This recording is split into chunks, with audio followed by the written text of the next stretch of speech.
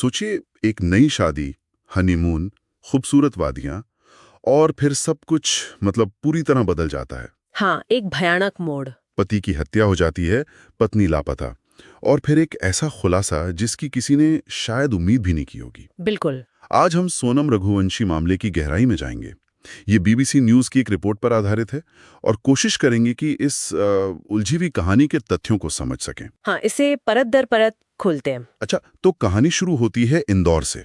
सोनम और राजा रघुवंशी, 11 मई को शादी हुई। हम्म। दोनों परिवारों की रजामंदी थी। परिवार वाले कह रहे हैं कि खुश थे दोनों। हाँ, सब ठीक लग रहा था बिल्कुल। फिर उन्होंने हनीमून के लिए मेघालय चुना, जो कि बहुत खूबसूरत जगह है, और 20 मई को वो निकल पड़े। बिल्कुल। एक आम नए शादीशुदा जोड़े की तरह।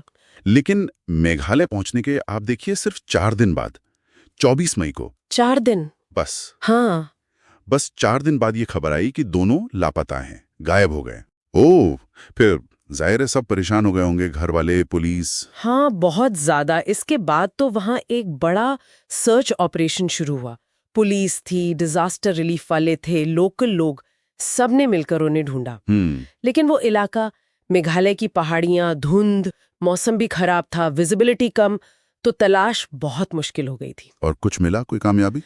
करीब 1 हफ्ता लग गया हम्म। और फिर राजा की लाश मिली, एक खाई में। लाश मिली? ओह। हाँ, और हालत देखकर साफ था कि ये कोई हादसा नहीं था, हत्या हुई थी, गला रेता हुआ था। हे भगवान। और उनका बटुआ, सोने की चेन वगैरह वो सब गायब थे। तो मतलब लूटपाट जैसा लग रहा था शुरू में।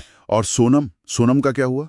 सोनम का कोई पता नहीं चला। बिल्कुल कोई सुराग नहीं। तो शुरू में तो यही लगा होगा ना कि शायद दोनों के साथ कुछ हुआ, लूटपाट हुई, अपहरण, ऐसा कुछ। हाँ, शायद शुरुआती अंदाजा यही था। और दोनों परिवार तो जाहिर सदमे में थे। उन्होंने शुरुआत में मेघालय पुलिस पर लापरवाही का इल्जाम भी लगाया। अच्छा। हाँ, काफी हंगामा हुआ। उन्होंने आवाज उठाई, यहाँ तक कि प्रधानमंत्री, गृह मंत्री, सबसे अपील की कि न्याय मिले। वो चाहते थे कि जांच सीबीआई जैसी किसी सेंट्रल एजेंसी को दे दी जाए। लेकिन फिर कहानी में एक बहुत बड़ा मोड़ आया। बहुत बड़ा। सोमवार को अचानक ये खबर आई कि सोनम लापता नहीं थी, बल्कि उसने उत्तर प्रदेश के गाजीपुर में पुलिस के सामने सरेंडर कर दिया है। क्या सरेंडर? मतलब वो गायब नहीं थी, पुलिस कस्टडी में? हाँ, उसने खुद जाके सरेंडर किया। ये तो पूरा मामला ही पलट गया। तो पुलिस क्या कह रही है?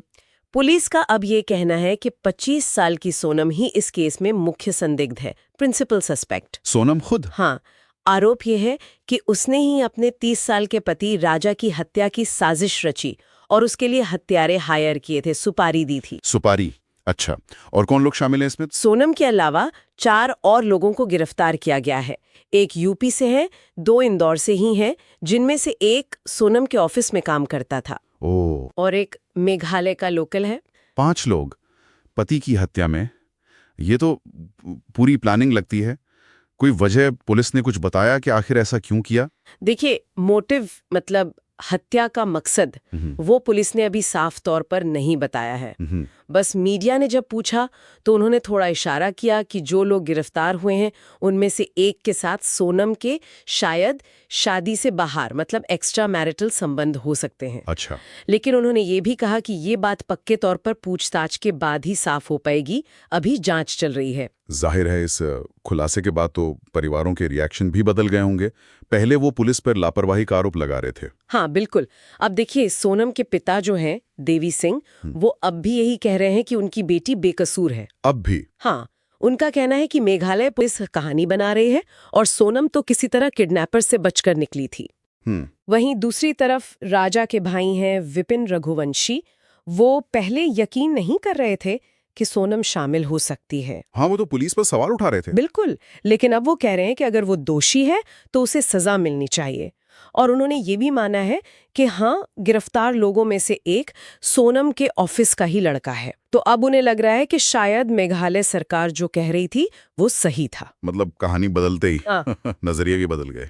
और मेघालय प्रशासन का क्या कहना है इस पर? वहां के मुख्यमंत्री ने तो अपनी पुलिस की तारीफ की है कि 7 दिन में केस सॉल्व कर लिया। और राज्य के एक मंत्री ने यह भी कहा कि जब तलाश चल रही थी तब पुलिस और सरकार पर बहुत अनुचित आरोप लगाए गए थे, जबकि अब सच्चाई सामने आ गई है।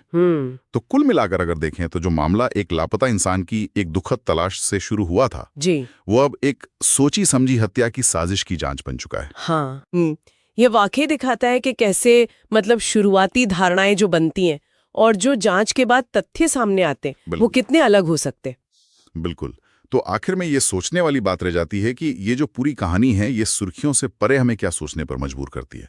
क्या ये अरेंज मैरिज के दबावों के बारे में कुछ कहती है, या रिश्तों की उलझनों के बारे में, या फिर न्याय की उस पूरी प्रक्रिया के बारे में जो तब और मुश्किल हो जाती है जब कहानी इतने नाटकीय ढंग से पलट जाए। ये सवाल तो है कि पहली नजर में जो दिखता है उसके पीछे असल में कितनी परतें हो सकती हैं।